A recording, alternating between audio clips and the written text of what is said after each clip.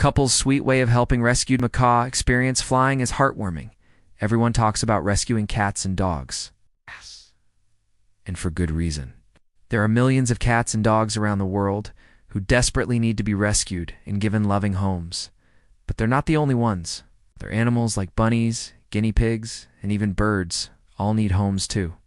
As it turns out, there are a ton of birds surrendered to rescues every year. Unfortunately, not all of them get adopted, though a lucky bunch eventually will.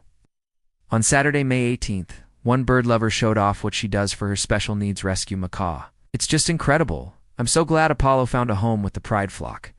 Even though he can't really fly like some of his siblings, he deserves to feel like he can too.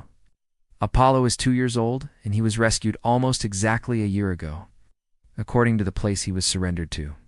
His previous caretaker decided to surrender him because he wasn't really behaving well. Due to his lack of interaction and time outside his cage, Apollo was often found stress-plucking out his feathers and shying away from humans, who tried to interact with him on the rare occasions they did.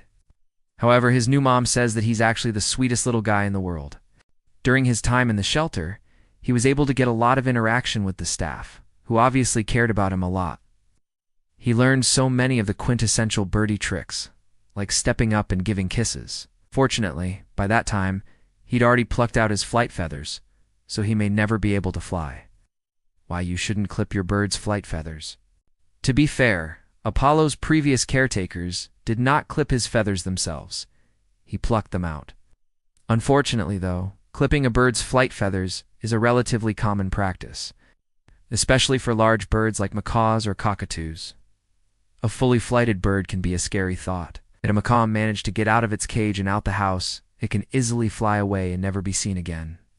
Clipping the flight feathers also makes a bird more reliant on humans and easier to train. Unfortunately, clipping a bird's flight feathers is often a permanent alteration, and it has adverse effects on their health.